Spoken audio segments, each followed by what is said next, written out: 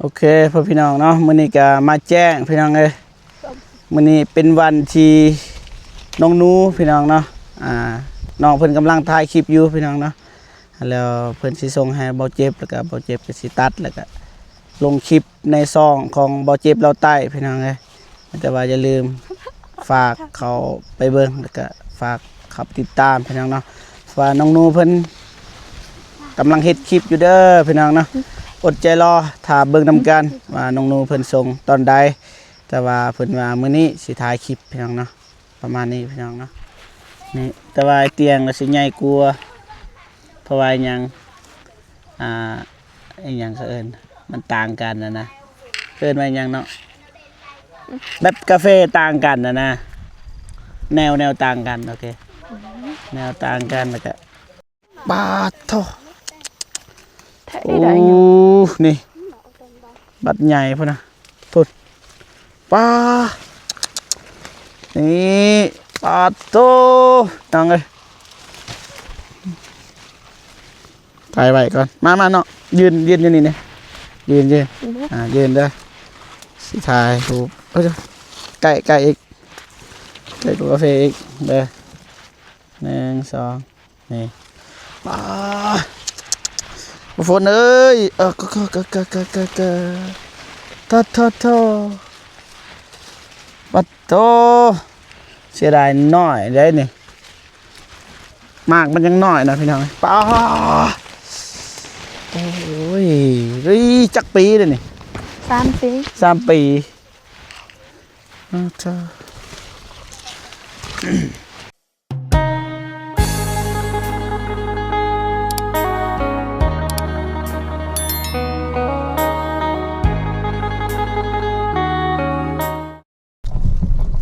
โอเคพ่อพี่น้องเนาะเปิดภาพมากะอยู่บ้าน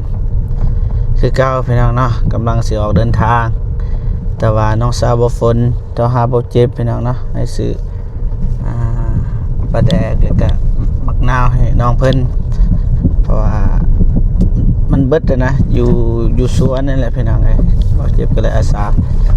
ซื้อไปให้พี่น้องเอ้ยนะประมาณนี้โอ้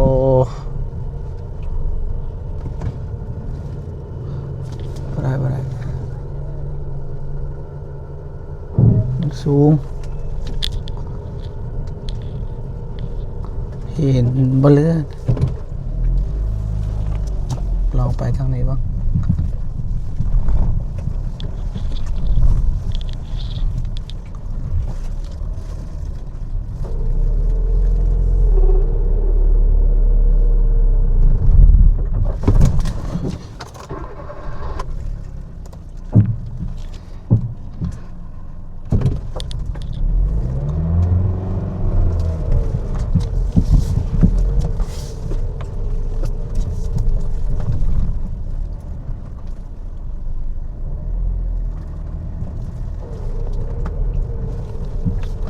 โอ้โหเกือบตายพี่น้องรถมันต่ำพี่น้องมาพี่น้องต่อทางนี้วันนี้แต่ก่อนนี้ทางนี้ทางขวามือนี่ทางเขาพูดแต่ว่าเดี๋ยวนี้โมเห็ดเส้นทางใหม่แล้วเห็ดเส้นทางใหญ่แล้วน่าสิเป็นอยู่ฮั่นประตูป้าบริมาแต่โดนนะพี่น้องเลย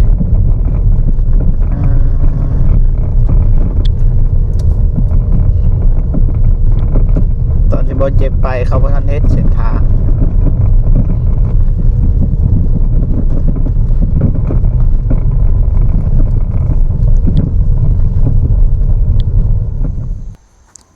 นี่มากับหลานสวัสดีหลานนี่โตใหญ่กว่าบอเจ็บดิพูดอาณาจักรก็โตพี่น้องเลยพูดแมนเบิดดินนี่พี่น้องเอ้ยเบิ่งเด้อใช่พ่อพี่น้องเบิ่งดินบ่ฝนนี่อันนี้ก็แมนเบิดเด้นี่ที่ยังบ่ทันเฮ็ดนี่ก็แมนทางนี้พูนไปพูนหันเทียงเก่าพูนไปเลยทัวร์เลยไปให้เลยไปโดนอะไรมาทางนี้พี่น้องเลย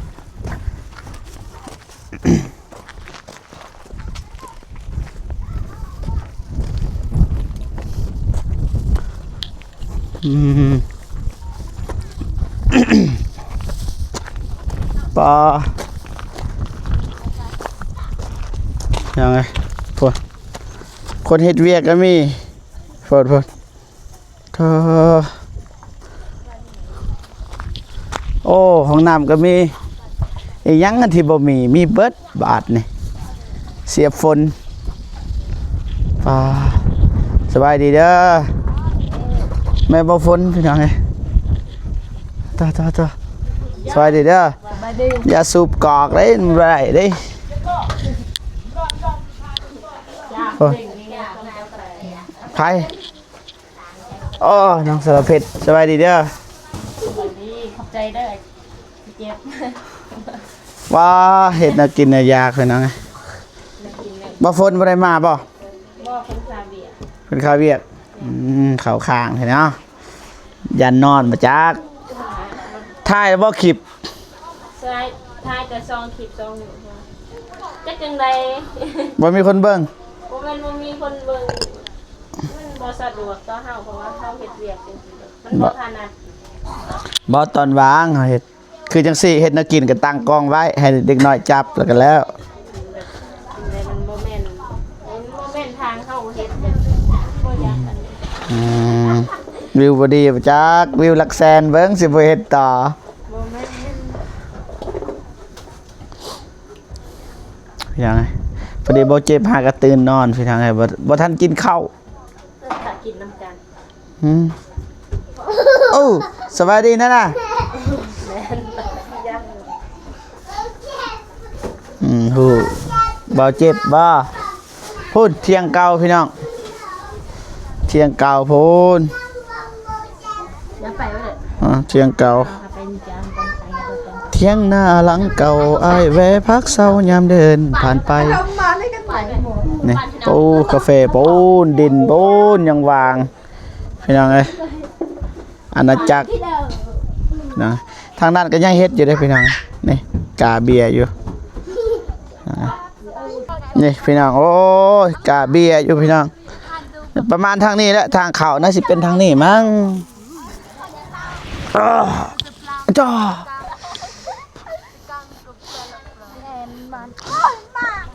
เธอสบายดีเด้อโอ้ยเด้อโตปลูกอยู่พี่น้องเอ้ย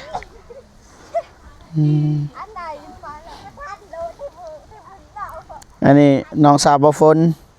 นี่เอื้อยกกเอื้อยเข้า สบายดี เด้อ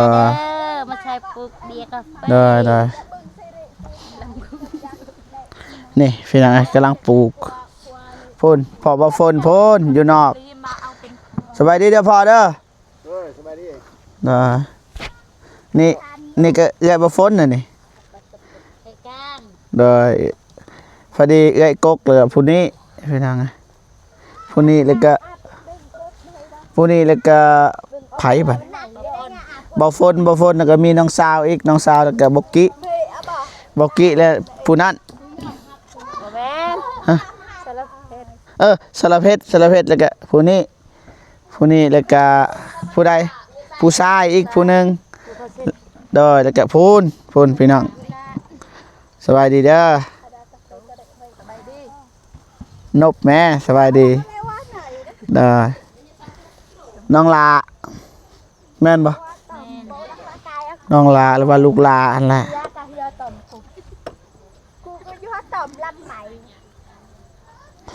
พูนพี่น้องบ่ต้องซื้อบาทนี่แต่ก่อนมีแต่ซื้อเอาซื้อแต่ว่านี่มันบ่แพงตัวนี้แค่ล้านปลายซื้อนี่พอว่าบ่หลายดอกล้านปลายเมื่อคืนนี่ได้มวยเพชรน้ำโคง เบิ่งมวยเมื่อคืนนี่พี่น้องเอ้ยบ่เจ็บหาก็ตื่นนอนเพิ่นนี่น้องสาวบ่ฝนโทรมาก็เลยลุกแต่นอนบ่ได้ช่วยนานแล้วก็มาทางนี้เลย นี่ บอมมาเนี่ย งามอยู่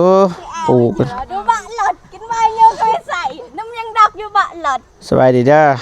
จอ ได้พักผ่อนซะเที่ยงเลย แล้ว ได้อันนี้ โบเสียง ภายนอกลานบ่ฮะน้าสาวบ่ฝนแต่ว่ายังเป็นสาวอยู่แต่ว่าถึงน้าสาวหั้นนะยังน้อยอยู่ผู้นั้นเด้แต่ว่าเขาฮู้จักเบิดแต่ว่านี่ผู้นั้นเด้น้องสาว ณสาวตุกน้อง อันนี้น้าสาวนี่น้อง น้องสาว เป็นโสดเบิดเด้นี่เป็นยังไงยังน้อยอยู่อายุ14-15ปีบ่ฮู้ว่าฮอดหรือบ่พี่น้อง ปอกไก่ ยังน้อย เทียบกับเบาเจ็บกับรุ่นลานรุ่นเล่น ประมาณรุนแรง โจเอ้ยanh cô làm cô cái gì ตีอันเนี้ยมันก็เตาะ แล้วว่าน้อง ยังค่ะใหม่สุกอันนี้แม่เฮ็ดซุป พอได้กินน้ำมันดอกกระเทินได้มาแล้ว เรือมันเนี่ยใด จะน้อยสิทายกาแฟเบิ่งพี่น้องไงสิเข้าไปแล้วก็ทายกาแฟให้เบิ่งกาแฟปีกายแล้วไปซื้อนะประมาณนั้นพี่น้อง อย่าอยู่เบานั้น งามจักมือแหละปลูกจักมือแหละตัวนี้นี่ก็เอิ้นว่ากะบ่เอิ้นว่าหยังนี่ กาแฟเบียร์กาแฟ นั่นใดกาบัวโอ้กาเบียร์กาบัว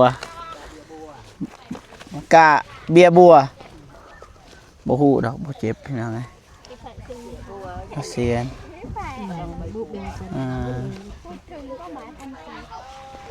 นี่น้องสาวบ่ฝนนั่นแหละน้องสาวหลาพี่น้องที่บ่เจ็บทายมื้อนั้นมาแต่ไห้คนนี้แหละมาแต่ไห้แล้วก็เจกะพาแล้วก็อยากกินมักแตงเพิ่นว่าคนนี้แหละแล้วก็เฮ็ดให้เบาเจ็บกินถ้าพี่น้องจำได้พี่น้องไงน้องสาวบ่ฝน ตลอดเลย จักมือแหละเฮ็ดอันนี้ ก็มามื้อนี้ มื้อนี้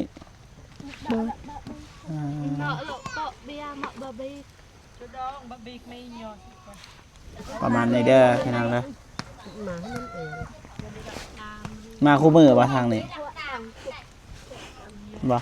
ก็มามื้อนี้ มาก็มามื้อนี้ โดย เมื่อวานไปใช้เมื่อวาน ฝนตก เมื่อวานฝนตกอยู่เฮือนเบิดบ่หรือว่าน้องอยู่เฮือนคนเดียว อยู่น้ำเอ้ย เดี๋ยวน้องเอื้อพ่อแม่ไป พ่อแม่ไปซื้อเบียร์ อ่า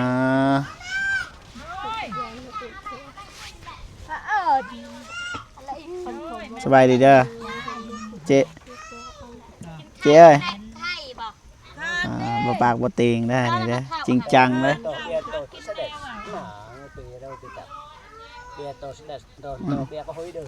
แม่นตัวนี้หักเลยเปลี่ยนเด้อตัวนี้เด้อนี่ก็ออกเลยบ่ยาก แปลงบ่บ้านเลยไม่สะ นี่แหละพี่น้องเอ้ยซ้ำซาสิได้เงินได้คำบ่แม่นว่าเห็นหมู่จับเงิน100 200แล้วรู้สึกอิจฉาพี่น้องเอ้ยบ่เห็นตอนหมู่เฮ็ดซ้ำซาสิได้ดอกออกผลพี่น้องเอ้ยต้องใช้เวลาก็ต้องใส่ความพยายามต้องใส่ปุ๋ยเฮ็ดทุกอย่างนะพี่น้องเอ้ยจนบ่ได้พักบ่ได้เซาฝนตกต้องแข่งฝนนะเสียหยอกเสียหญ้าบ่เสียหญ้ามันก็บ่ได้อีกพี่น้องเอ้ยจำเป็นเนาะประมาณนี้แหละพี่น้องเอ้ย ที่ใดกู อย่าเบิ่งตอนจบให้เบิ่งตอนต้นพี่น้องเอ้ยนี่ก็น้องสาวนี่น้องสาวทวิน ก็เล็กๆมาแล้วก็ไปทัก ฮู้จักเบิดเบาเจ็บฮู้จักเบิดมาพี่น้องกินข้าวพูนสามพานี่ทั้งนี้มีแต่ผู้สาวเด้อพี่น้องเด้อหลานบ่แม่นดอกน้องเบิดนะมานั่งประเทศหลบจางแม่สอนกัน นี่พี่น้อง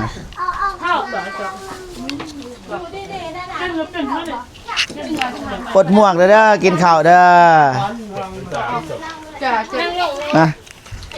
บ่โดยเอาสบายปลดหมวกเด้อพอดีเจ้าหน้าที่ให้กินข้าวแล้วสิให้น้องสาวบ่ฝนพาเลาะก่อนสิถามกาแฟนี่จักปีแล้วกาแฟนั้นจักปีบ่ฮู้ว่าเราสิฮู้หรือบ่พี่น้องเนาะแต่ว่าให้น้องเพิ่นกินข้าวก่อนพี่น้องเนาะมาพี่น้องเอ้ยสิให้พ่อพี่น้องได้เบิ่งกาแฟเบาเตียงแล้วก็เบาฝนต่างกันบ่ใดแต่ว่าปลูกพร้อมกันนะพี่น้องนี่เบิ่งเด้อพี่น้องเด้อนี่แต่ว่าเตียงน่ะสิใหญ่กว่าเพราะว่าหยังไอ้หยังเขาเอิ้นมันต่างกันนะเอิ้นว่าหยังเนาะแบบกาแฟต่างกันนะแนวต่างกันโอเคแนวต่างกันแล้วก็แต่ว่าเตียงน่ะสิใหญ่กว่าแต่ว่าปลูกพร้อมกันพี่น้องอันนี้กำลังปลูกประมาณ4 เดือนน่าจำบ่ผิดพี่น้องเอ้ยนี่ไปพี่น้องเอ้ยให้จูน้องเพิ่นเป็นไกด์พี่น้องเอ้ยนี่ตอนนี้จักปีเลย 2 ปี ตอนนี้2 ปี2 ปีกับปีนี้เบาเมฆนี่ต่างนี่เด้อพี่น้องพี่ มันต่างนะตัวนี้2 ปีตัวนี้ปีไป อ๋อตัวนี้ปีปลายตัวนี้โอ้ปีปลายนี่2 ปีได้เก็บแล้วพี่น้องเอ้ยปีหน้า2 ปีตัวได้3 ปีเนาะ ดูพุ่น อยู่หันบ่ นะ นี่พี่น้องเสียฝนคำบ่เว้าดอกพอเราเป็นเสียเอาว่าบ่ฝนเอา ว้าเอ้ย ไปทั้งน้องไปคนเดียวมันบ่คือพี่น้องเอ้ยตัวอย่างมาให้น้องเพิ่นไปคนเดียวมันก็บ่งามปานใดก็เลยให้หมู่ของน้องเพิ่นไปนำตัวากาแฟป้าพี่น้องเอ้ยคนมันสิรวยก็แบบนี้แหละ บ่ฝนเลยนี่แต่ว่าถ้าแนวของไอเตียงมันต่างนี้แนวไอเตียงมันสิแบบแขนยาวนะพี่น้องแต่ว่าตัวนี้มันบ่ยาวปานใดปีกายนี่ได้จักสอบมาขาว บ่เจอแล้ว บ่จื้อบ่ กำลัง ลอยป้าย กลัวแล้ว กลัวบ่ฝนกลัวโอ้ลอยป้ายสอบพี่น้องตัวนี้เด้ตัวนี้ปีปลายตัวนี้ ตัวนี้บ่ได้เก็บ ปีกายบ่ได้เก็บนี่ปีปลายหากับปีปลายตัวนี้2 ปีจะเบิ่งยังเอ้ยสอนนี่สิพูนดินพูนฮอดพุ่นบ่ทันเฮ็ดดินประมาณอยู่เบิ่งประมาณ100 ไร่ประมาณนั้นแหละถ้าเทียบใส่ไร่พี่น้อง100 ไร่บ่ฮู้ว่า ให้ไว้ล้ำ ไปพาไปบัดนี้พาไปตัว4 ปีตัวนี้จักปีลืม2 ปี 2 ปี ตัว3 ปีไปตัว3 ปีมีว่าตัว4 ปี บ่ บ่มีที่3 ปีเนาะตัวนี้อันนั้นพี่น้องนี่ปีปลายตัวนี้2 ปีเพราะว่าเราเฮ็ดทุกปีนะอันนี้ก็คือปีกายโตบางยาทายทมิดหันกำลังปลูกพร้อมกับไอเตียงนะไปเบิ่งตัว3 ปีใส่ตัว3 ปีนี่อู้นี่3 ปีพี่น้องลองไปยืนเบิ่งนี่กับพวกกาแฟนี่เฟ่3 ปีกาแฟกะติมอพี่น้องกาแฟเตี้ยแต่ว่ามันสูงและมันงามพี่ตาเบิ่งในกองคือบ่คักปานใดพี่น้องนี่ตัวสุกพี่น้องขอเด้อเอาจ้ะไปนี่ตัวนี้นะเก็บปีกายกับไอเตียงนี่นะเก็บปีกายมันโบราณปันใดปีนี้นี่ม้วนปีนี้นี่ม้วนเลยบุฟนเลยนี่พี่น้องกินละมันหวาน เดี๋ยวเราก็ขอดบ่ หลาย cái rồi để ta เห็นตะกกกาแฟแล้วใส่อะโวคาโด cho bà นี่อะโวคาโดแต่กกมันมองอ้ามมันเนี่ยแม่นปะ ăn nè คิวรถพี่น้องเอ้ยอันนี้คือบอลเอี่ยวรถนะนี่มีเส้นทางพอคนชีโจไว้นะนี่แหละกาแฟพี่น้องไงพูนบนอย่างย่างพูนนะพูนกาแฟพี่น้องไงอู้งามมันบนยาวบันไดพี่น้องไงงามนี่บนยาวบันไดแต่ถ้ามันมีหมากว่ามันก็ được chắc cục bao คือที่เห็น bao นั่น nhiêu แหละ đăng như vậy แต่ละ từ กบ từ พูน hai cục là บ่ทันใหญ่ได้หมาก เก็บ นะ ให้ ป้อ ไว้ ถามมันใหญ่พี่สำนีเบิดมวนเลยยิ้มเป้ยบ่ฝนบ่พูนอัดลาดลงดุมอีกอันนี้คือโนนสุดเลยพี่น้องไงพูนให้น้องๆเพิ่นพามาพี่น้องไงอีบาทโถ thế โอ้ đấy nhỉ นี่บัดใหญ่พุ่นนะพุ่นป้า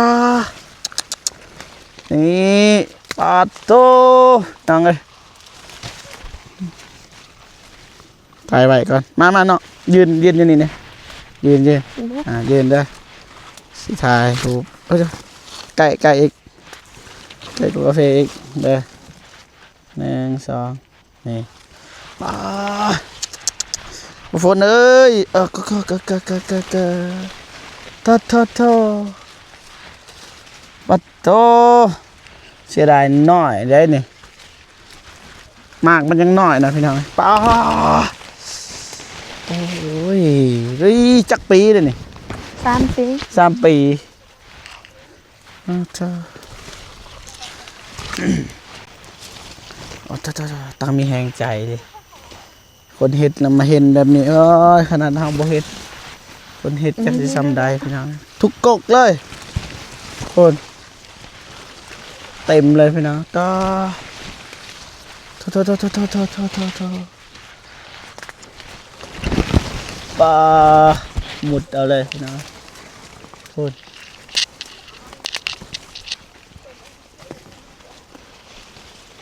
ปลาฝนเอ้ยบ่รวยไปซ้ายวันนี้สมพอบ่ถ่ายคลิปอีกอย่างบ่มีเวลาถ่ายคลิปบัดเธอนี่ลงหลุมมาเลยนี่อยู่ต่ำสุดพี่น้องจ้า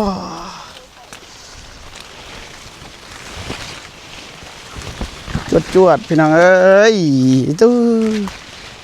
บุเลยเลยนี่บุปลากาแฟเลยนี่พี่น้อง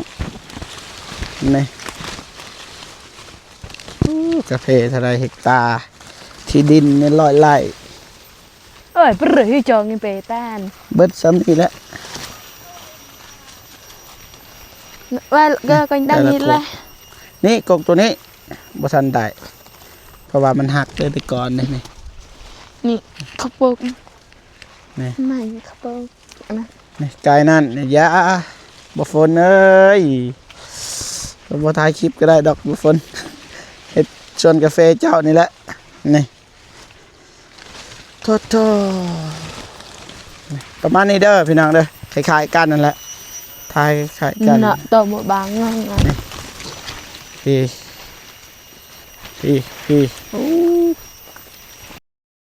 โอเคพ่อพี่น้องเนาะมื้อนี้ก็มาแจ้งพี่น้องเอ้ยมื้อนี้เป็นวันที่น้องหนูพี่น้องเนาะน้องเพิ่นกำลังถ่ายคลิปอยู่พี่น้องเนาะแล้วเพิ่นสิส่งให้เบาเจ็บแล้วก็เบาเจ็บก็สิตัดแล้วก็ลงคลิปในซองของเบาเจ็บเราใต้พี่น้องเอ้ยแต่ว่าอย่าลืมฝากเขาไปเบิ่งแล้วก็ฝากขับติดตามพี่น้องเนาะว่าน้องหนูเพิ่นกำลังเฮ็ดคลิปอยู่เด้อพี่น้องเนาะอดใจรอถ้าเบิ่งนำกันว่าน้องหนูเพิ่นส่งตอนใดแต่ว่าเพิ่นว่ามื้อนี้สิถ่ายคลิปพี่น้องเนาะประมาณนี้พี่น้องเนาะแต่ว่าถ้าเบิ่งนำกันว่าคลิปแบบใด พี่น้องเนาะเพิ่นถ่ายอีหยังรอลุ้นไปนำกันเด้อพี่น้องเนาะตอนนี้ก็มากับน้องๆคือเก่าไปวันนี้เมื่อเฮาพี่น้องเนาะไปเบิ่งกาแฟเมื่อยเลาะแทะเลาะวาพี่น้องไงนี่พี่น้องอันนี้ปีกายปีหนึ่งนี่แหละรู้สึกมันงามเลยพี่น้องเขาเจาะสิทธิ์เนี่ยสิทธิ์ยาเด้อพี่น้องเด้อ บอกเขาเปิดแล้วเขาบอกกล้องไหนกล้องกูà đấy techno bên địch techno con ông mà không cần hay là lọ được con มานี่มาสิถ่ายรูปมาสิถ่ายรูปตั้งหน้าปกมายืนอยู่นี่มายืนมา3คนใกล้ๆกันเด้อโอเคได้แล้วไปประมาณนี้เด้อพี่น้องเด้อโอเคพอพี่น้องเนาะเบาเจ็บก็สิจบคลิปก่อนเด้อพี่น้องเนาะจะได้ก็ขอบอกขอบใจขอบคุณกับคุณ14ทุกท่านที่เข้ามาให้กำลังใจตลอดมาพี่น้องเนาะเจอกันคลิปหน้าเด้อพี่น้องเด้อสำหรับคลิปนี้ไปก่อนพี่น้องเนาะอยู่กลางป่าสวนกาแฟเบาฝนพี่น้องเนาะก็ประมาณนี้ไปบ๊ายบายเด้อบ๊ายบาย